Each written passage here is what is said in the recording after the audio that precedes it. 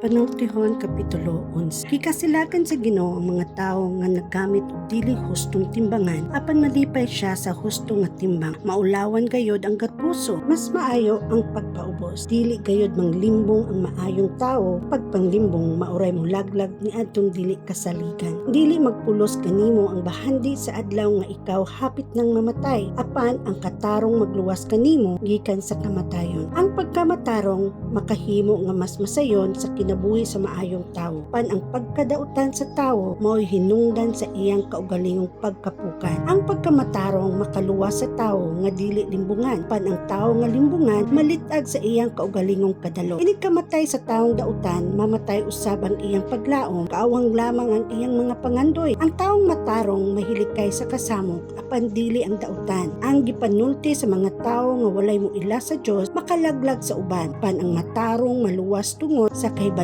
Ikalipay sa tibuok syudad ang maayong kinabuhi sa mga taong matarong ug magmalipayon usab ang syudad inig kamatay sa mga taong dautan. Mauswag ang usa ka syudad kung may mga tawo nga matarong nga maghatag niini sa ilang panalangin. Pandauton kini sa mga pulong sa mga taong dautan. Ang buang-buang magtamay sa uban. Apan ang tawo nga maalamon magpakahilom lamang. Walay tiglibak nga kapialag sekreto apan kasaligan ang taong matarong. Mahugno ang usa ka nasod kung walay magiya niini. Makaayo sa syudad ang daghang magtatambag. Basulan mo unya kung mubarog ka alang sa utang sa usa ka langyaw. Mas makaayo kanimo kung dili mo kini buhaton. Huron ang buutang babaye apan makapaulaw ang babayeng walay hinungdan. Dili makasapi ang tapulan apan madato ang kugihan. Kung maluoy ka sa uban, gikaluyan mo usab ang imong kaugalingon. Kung mapalabi-labihon ka, nagdaot ka lang sa imong kaugalingon. Dapat ka tinuod, wala gayon maani ang taong dautan.